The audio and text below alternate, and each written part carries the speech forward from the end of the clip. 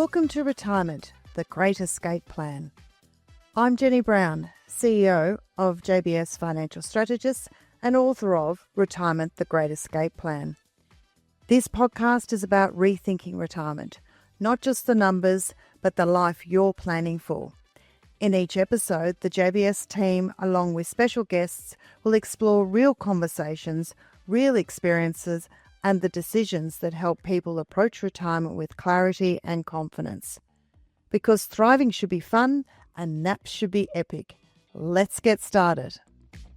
Welcome to Retirement, the Great Escape Plan. I'm Jenny Brown, CEO of JBS and author of Retirement, the Great Escape Plan. This podcast is about rethinking retirement, not just the numbers, but the life you're planning for. Because thriving should be fun and naps should be epic. Today, we're talking about superannuation. It's one of the most powerful tools Australians have in retirement and also one of the most understood. I'm joined as always by my business partners, Warren, Hanna and Peter Folk. So super comes up almost every client conversation we have. And what's really interesting is that people don't usually say, tell me how super works. They say things like, am I going to be okay? Have I done enough? Or I really don't understand super, but I really feel like I should.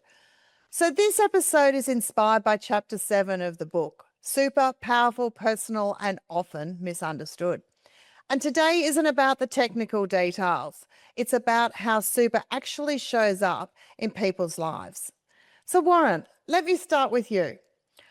When clients first come up, or first bring up super with you, what's the real worry that you most often hear? Thanks, Jen, for having us today. It's really looking forward to this topic. We are a bit of a super geek at JBS, so really looking forward to that chat. What do clients bring up and what are they really worried about? I guess a couple of things that there is a bit of uncertainty about, what super underlying is and whether they know enough and whether they should know more is probably one thing. Often you hear that potentially it might change. There's always headlines in the news about potential changes to super and differences and how that's going to affect, because we've talked about before how bad news gets headlines and things like that.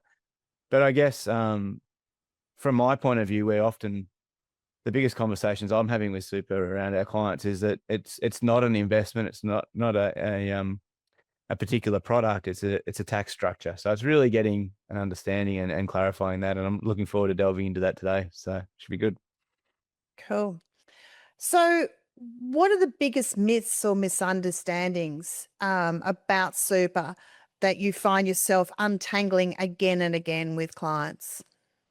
It really is that conversation around, well, if I put all my money into super and it changes, I won't be able to get it again. I won't be able to access it, or I'll be in a worse position, I guess. And that's the conversation I'm continually having with clients around, well, we are very lucky in Australia that super has been set up to be a forced saving vehicle. But a lot of the motivation around that is that the government doesn't want to necessarily fund retirees through the age pension, and they want to encourage individuals to be, self-funded retirees. And one of the biggest means to do that is clearly superannuation. And so I guess the conversation I'm continually having with clients around that is, well, yeah, the rules might change and there might be tweaks along the way, but tell me another potentially tax-free environment if you do it correctly in retirement, and we'll jump at it, because, superannuation can be that. It can be a fantastic vehicle to generate tax-free income in retirement if you do it correctly. And yeah, while they might change the rules along the way, there's no doubt about that. There is talk of that. The fundamental reason for super isn't changing, and it has to be more attractive to people to save in towards it, because the government needs us to self-fund our retirement. Yeah, absolutely. So when most people, when you're talking to them about that, when they realize, those assumptions or their assumptions really aren't quite right, and that it really is a tax vehicle or a tax strategy, what actually shifts for them in that moment? It's, well, like anything, when you understand something, you then start getting engaged in it. And when you start getting engaged in something, you focus on it, and what you focus on it is what you achieve. And so we really have a conversation with clients around, really, well, unless you're going to use it or spend it leading up to retirement, holiday house or the like, if you're looking to invest, an investment should be a 5, 10, 15-year strategy. And in a lot of cases, the best environment to invest is potentially super, because of the fact that when you do get to the other end, it's tax-free, potentially, if you do it right. So the conversation really revolves around, well, let's get a true understanding of where your super is, understanding the tax structure is it, and then the fun bit afterward is, what do we invest in?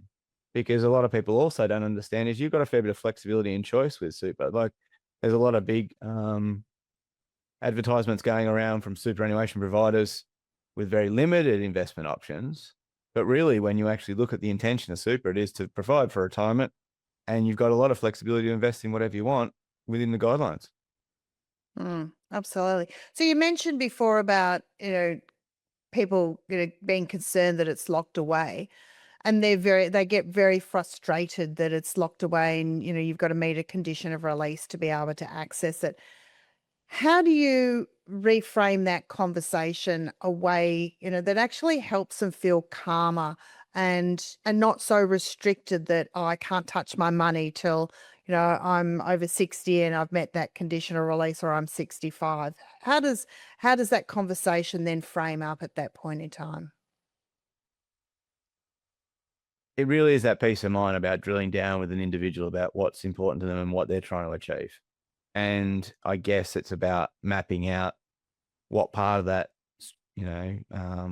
life journey are they on. So where are they at in their working life? Where are they at in their pre-retirement scenario?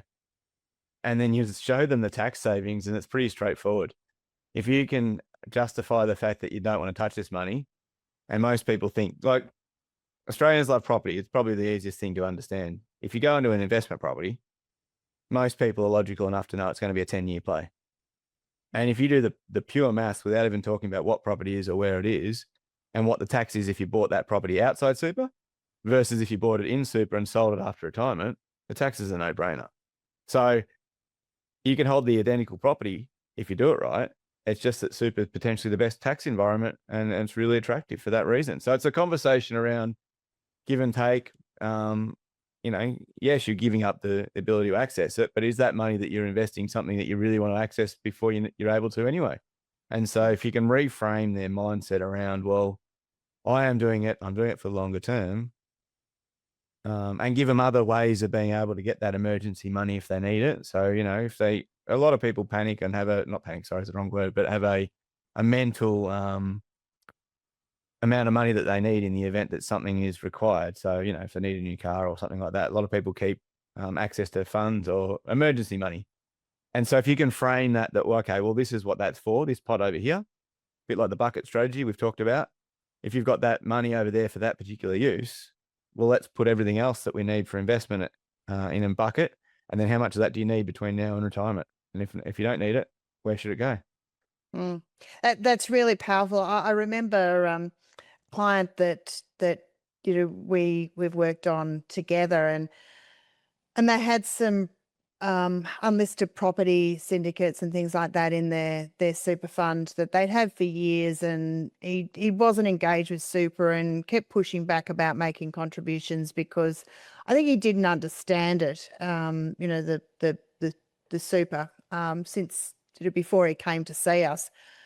But then he loves direct property, and he loves investing in direct property. And when we explained, and you did it really well, you explained to him about the benefits of buying the property in his own name versus buying the property in the super fund by making contributions into super, so he could go out and pay cash, or the super fund could pay cash for the property. And then when he retired, because he wasn't that far off retiring, just the benefit it was in the tax, it blew his mind. Do you remember that particular client? Absolutely. Yeah. And it's really, that's just the strategic advice and the conversation you have with people where you just challenge a little bit about their thinking. But ultimately, he wanted that one property, and he got the one property, but it was just in an environment where he paid no tax. So, yeah, that's the benefit of having someone challenge, devil's advocate, and discussing the real benefits of that, what is ultimately a tax structure. Mm, absolutely. So, Peter, I might come over to you and bring you into the conversation because you've been sitting there very quietly, just listening. Once people get past that fear of it's locked up, or I can't touch it, or the rules keep changing, what's the next question is, is it, okay, so why does super matter so much? And if you had to explain why super is such a powerful tool without any jargon, I love throwing this one at you because you are very technical. Yeah. How would you describe superannuation? Yeah, well, thanks for having me, Jen. It's lovely to be here, and ditto to what Warren said. We love super, so we're a bit nerds when it comes to it. I think if people have been listening to what Warren's been saying this whole time, the simplest way to put superannuation, it's a very tax effective investment vehicle. To me, that's simply what superannuation is. What I try to, similarly with what Warren, touched on before with how he talks about to clients, what I make clients realize is, again, if you don't need the access to that money, or you're going to, be able to access it in a few years' time, I put the question to them as, well, what do you want to do? Do you want us to invest in your name and you pay tax at marginal tax rates on the income that you have? Or do you want to put it into this investment vehicle where that vehicle's paying up to 15% tax along the way, and subject to limits and things like that? Once you retire, the tax rate becomes zero. So where do you want me to park your money? And that's when, clients start to go, oh, because no one likes paying more tax than they really have to. And the moment, I play to that tax, benefit, because again, clients, the other question a lot of clients come to us is, how do I reduce my tax? What do I do to reduce tax? And that's where super is such a powerful tool to help do that. And the benefit as well is, especially, it's a vehicle where, as Warren said, you're forced to use it once you start work. And I hate using that word forced because it makes it sound bad, but it's actually a really good vehicle. And it's really great that we've actually been given that. And, the power of compound interest and everything like that, it to me, and a lot of what we see, it almost becomes your biggest asset outside of your home. Yeah. So the best thing to do is utilize it 100% to its most efficiency, because that's where you're going to pay less tax. You're going to have this awesome vehicle it's pretty much fund an epic retirement for you. So do you see like the penny drop with clients, when they suddenly realize that, I can pay on this hand X amount of tax, my marginal tax rate, versus on this hand super tax or no tax when I'm retired? Is do you often see that it's like that? Oh, okay. Do you find that? Yeah, definitely. It happens almost, 9 times out of 10 with the conversation. You still get the average person who, as Warren said, they still have that worry that someone's going to tinker with the rules or things like that. But ultimately, I a lot of the time see the penny drop, and then the conversation changes, and suddenly it becomes more about, well, okay, what should I be doing? What haven't I been doing? What else can I be doing to really take advantage of this structure? Yeah, exactly. A funny one we often see with that as well is that as you get to that transition to retirement period where you or potentially trigger a conditional release and you can start drawing your money out of super, a lot of clients often say, well, I don't need the money yet. I'm doing this other stuff, or I don't need it yet, or leave it in there, or do whatever. I said, well, in some examples, half of what they make you take out is actually a tax refund. So let's go back to accumulation. You don't have to take the money out, but you then have to pay that tax. And then once they start going, oh, okay, it's actually not my money I'm taking out, well, there's a real light bulb there as well around, well, getting the structure right and saving the tax. And then if you get that money, you can do something else with it. We could maybe look at putting the money back into super, swings and roundabouts, all those sort of things. It's pretty cool what you can do with your super if you really engage with it. Yeah, absolutely. It certainly is. So, Peter, back to you. When clients often ask, am I on track, with my super? What question are they really asking behind that? Yeah, it's very interesting. I guess for me, one, it's around, are they going to be okay in retirement? So it's not necessarily about the number that they've got. It's more about, are they going to be able to retire and live the retirement life that they want to do? I think the other part to it as well, I think for a lot of clients and a lot of questions I get is around, they're trying to compare themselves to other people in their age group. And they're trying to get, I guess, a good understanding of, well, I think there's a degree of maybe guilt that they haven't necessarily been taking much notice of their super like they should have. So I think sometimes they're trying to do that sort of bit of fact check. Hold on, am I on track like my peers and things like that? For me, I think that's where I try and make clients realize, well, your super balance isn't, or the number isn't as important as whether or not the focus should be more on, well, what does your retirement look like? Because that's ultimately going to help them understand, well, have they got enough in super, or what else can they be doing? Because if I use a round figure for argument's sake, for some clients, having $1 million in super is more than enough. They're going to be able to achieve their retirement lifestyle that they want. Whereas for other clients, well, that's maybe not enough because they want a really lavish retirement. So for me, to round it back out, they're trying to understand how they compare to their peers and whether or not they can live the retirement lifestyle that they want. And that's what I try and help them focus on, because the number in the super isn't necessarily the most important. It's trying to understand, well, what does your retirement look like? And let's work backwards from there on what you need in retirement to achieve that. It's really interesting. I'm sure you've both had this, and I've heard it, I can't tell you how many times, but clients, they come to you and they say, well, what's an average retirement? Well, what does everybody else live off? Or how much income do they need? And what do you say? What do you say to that? Either one of you, because I know what I often say, but have you got a solution to that question? I pretty much just throw it back at them, because ultimately I tell them every time, we've got one client who can live on $1,000 a week and they live a very fulfilled and successful retirement in their mind. And another one that lives on 350 grand a year and they can't meet all their goals and dreams. That's so individual to whatever they wanting to achieve, and people's priorities and things are totally different. And that's not just because of the financial position they're in. It's just choices that people make.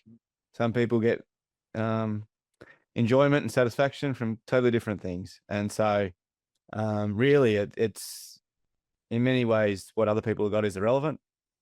But I understand it in the social media world that we're involved in at the moment. It's always comparing yourself with the next person and happy days and posts on social media. But on the flip side, you've got to try and simplify it back to the client and say, well, what do you want to achieve and what do you want? Because often a lot of money doesn't always mean happiness. It doesn't always mean success. It doesn't always mean fulfillment. And when we talked to Mike, the other episode we had, there was hardly any talk about the numbers and the money. It was all about the fulfillment, and that's the most important bit in my mind. Is that you can have all the money you want in the world, but if you're not fulfilled and you're not getting that sense of purpose, your retirement's not going to be anywhere near as epic as it should be. Absolutely. So it's that reassurance that the number doesn't matter. It's what's important to you and what is your spending plan to then work out, well, how much do we need to then generate that income so that you don't have to worry and you can sleep at night and, you can tick all those bucket list items and things like that. So Warren, Chapter 7 talks a lot about super being really flexible and personal, rather than, I guess more than people expect. Where do you see clients get the best sense of control over their super? Because I don't know about you, but I've often had meetings with clients where they've said, I want to know, I don't want someone else, playing with my money or investing in stuff. I want to be able to see exactly what's happening here. Yeah, and then that's part of what our role is education and understanding. Whether it's super, whether it's retirement planning, whether it's budgeting, whatever it is, our role is really to uncover what people have and give them strategies to make informed decisions. And I think that's the biggest thing around, well, the flexibility of super is really important, because once you understand, as we were talking about before, the tax structures and the benefits of that, people get engaged with it. And as we talked about, what you measure, what you track, you often get. And so if you're getting an understanding about where your super is, what it's invested in, and then understand how you can drive that more and use, different types of contributions, different types of catch-up rules and things like that to enable you to achieve what you want to achieve. That's where people get really engaged with it. Now, they're not going to get as engaged as us at JBS because that's what we love doing, but at least at their meetings, they're interested to know what the return is. How am I going? How am I tracking? Am I winning? Am I getting closer and closer? And that's what is really powerful about, understanding and engaging in your super, because, the clients who, I think it's 70% of Australians have regrets in relation to money. And one of the biggest regrets often is not starting early enough and not understanding, where you're at. And as a result, the earlier that you understand what your super is, as Peter said before, like, it's potentially one of your biggest assets going around, and one of the biggest levers you can pull in relation to having an epic retirement. So get engaged with it. You don't have to do it. You got to get engaged with it, because if you get engaged with it, then you monitor how you're going. And then if you monitor how you're going, you're closer to that step of working because you want to, not because you have to. So, I just would really reach out to people to really understand where their investments are, because it does make a massive difference. Yeah, and it's giving you that sleep at night benefit as well, rather than, waking up in the middle of the night wondering about those questions and wondering, what's happening to your super and stuff like that. Yeah. So a common, assumption as retirement approaches, and we've spoke about this in a prior episode, but I just want to touch on it really briefly. But a common assumption is, as I approach retirement, I need to go more conservative. I need to have, more cash-like, investments and things like that. How do you challenge, be very gently and nicely, how do you challenge that, Warren? Yeah. It's a really interesting conversation when you actually put it into perspective. We talk about buckets, and that's in another episode, and you can have a listen to that strategy around funding the actual steps of income. But if you think about it as a journey, right, most people, when they get to retirement, are probably about halfway through their superannuation journey. Really, I know you might get it when you're younger, in your 20s and all that sort of stuff, but really it starts getting meaningful when you're 30. So around that time, you add 30 years to that, is probably you're starting to think about retirement. And then you're at least investing for another, hopefully 30 years. When you've got a husband and wife sitting with you in a meeting, it's, a significant chance that one of them is going to be there in their late 90s now. Mm. And so as a result, you can't go conservative if you want to achieve those investment dreams and goals that we need. Sorry, those retirement dreams and goals, because the investments need to be able to outrun inflation, outrun the cost of living and increases and things like that. So you do need to still have that growth aspect within a portfolio to ensure that you're able to achieve that next 30 or 40 years worth of retirement goals that you're after. So it is a mindset and it's a shift. But on the flip side, we got to educate our clients around making sure that, there is that still significant amount of time left that you need to fund. So what's the biggest mindset shift in your view of, from accumulating, as you, get up to that retirement and you're adding money into super and on a continual basis, to all of a sudden then saying, right, I'm, as Peter often says, I've got to turn the tap on and then the money comes out of, stop it from here, from salary and start it from here in super.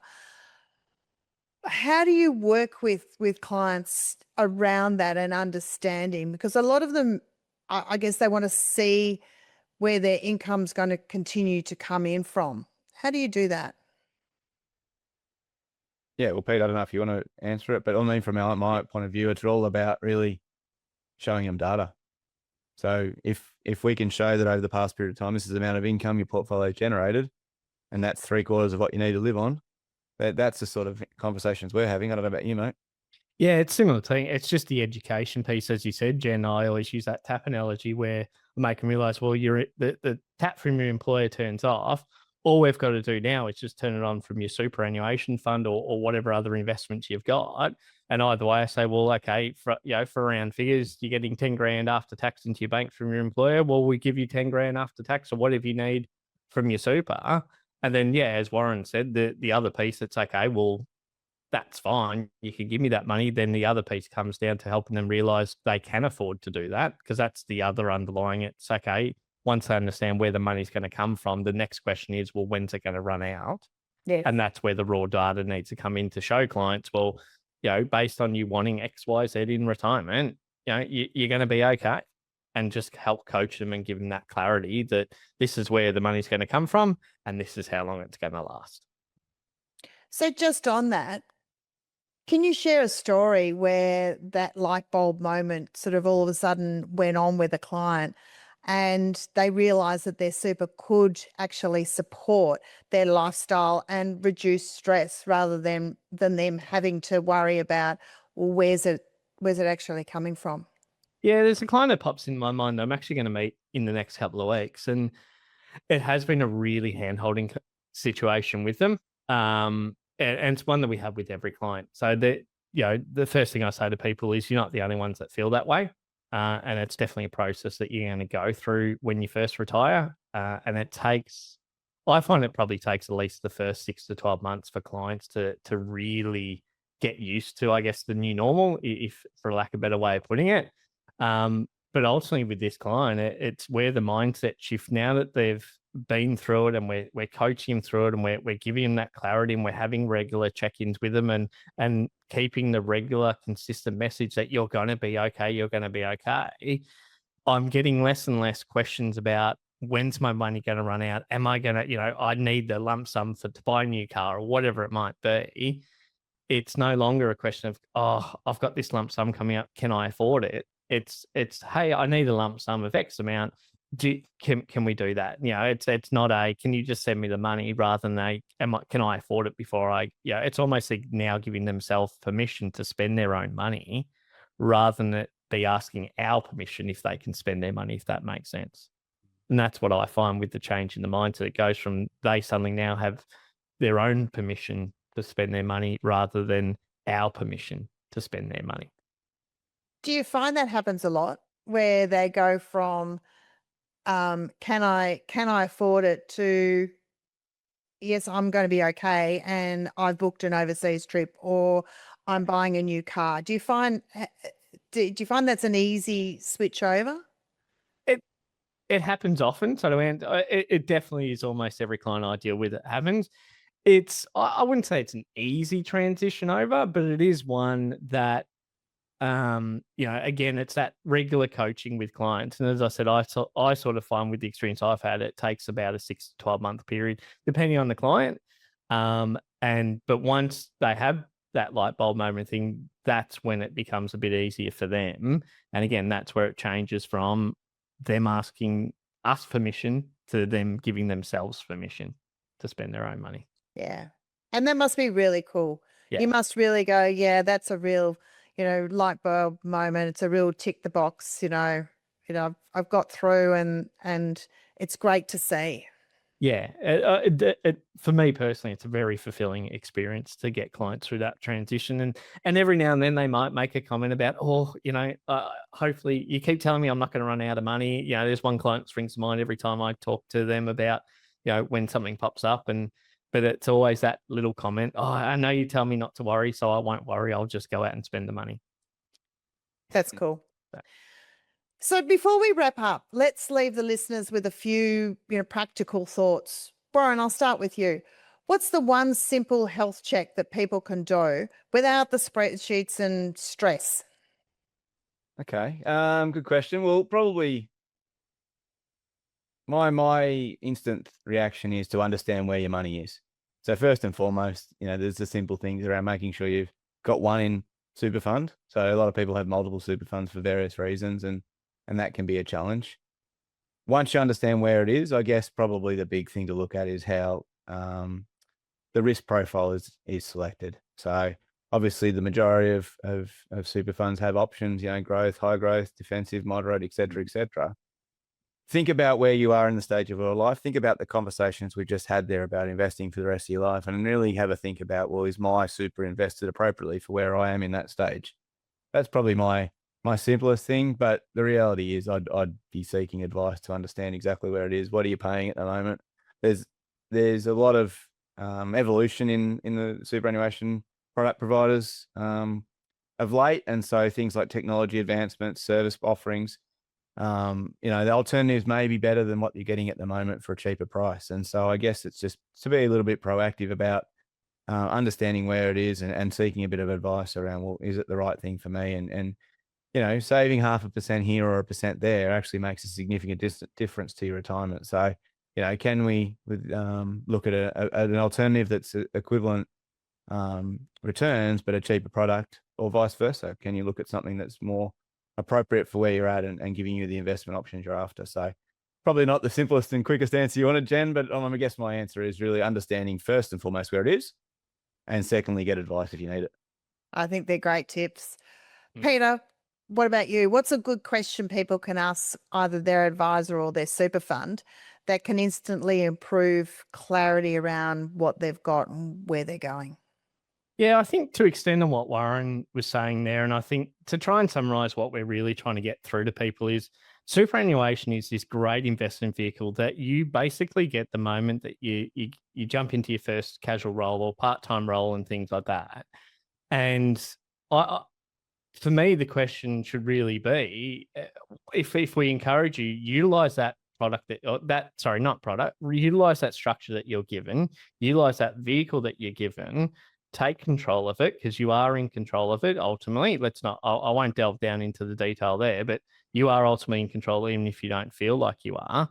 And I'd be asking them, well, what else can you be doing to really utilize the vehicle that you've got? Because as Warren sort of touched on before, there's lots of strategies around superannuation, what you can and can't do with it, and how to get more money into super, how to get money out of super at certain times and things like that, that can really be powerful and really make a difference between having a ordinary retirement versus an epic retirement. And they're the type of questions I'd be asking is, what else can I be doing to really utilize this amazing investment vehicle that I've been given, that you don't really ask for, but you're given it. And it's great that you are. But to help answer that question, if I can just switch the questionnaire around, make sure to make it easy, make sure that you come with clarity around, well, what does an epic retirement look like to you? Because I think that's also as important for you as the person to understand, well, what does an epic retirement look like to me? And then from there, that's where we can go back the other way and say, well, this is what we need to do to get you there. And this is how we utilize super to do that. That is such a great point, and absolutely on point. I just want to, I guess, sum up there, or not sum up, just ask a follow-up question. If someone feels, they've fallen behind in super, what's the most reassuring thing that, you want them to hear?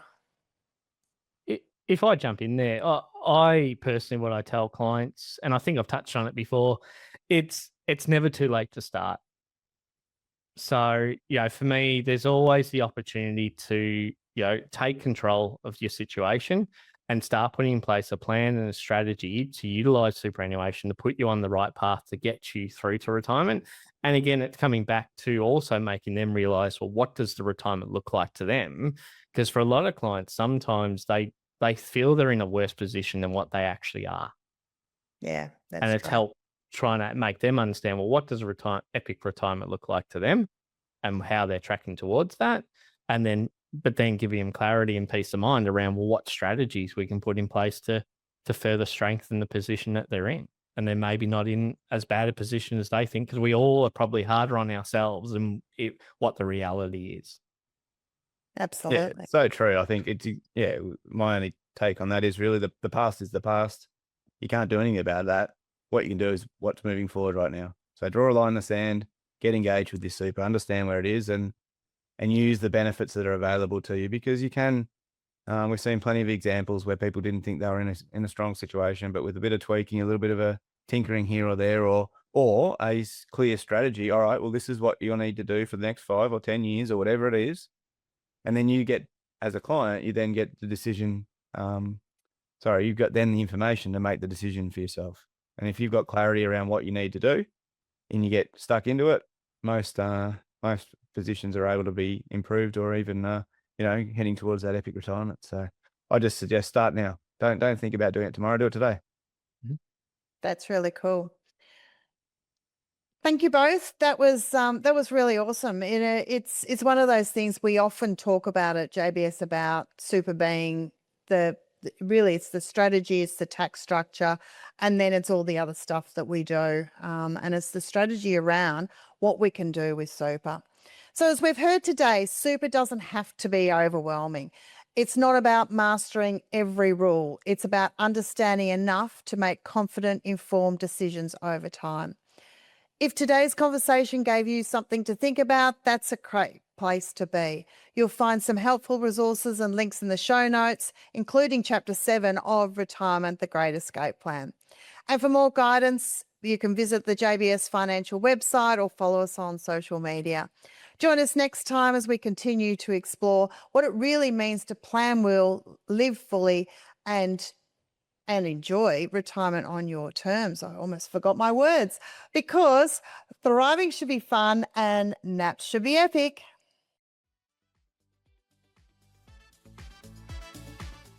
Thanks for listening to Retirement, the Great Escape Plan.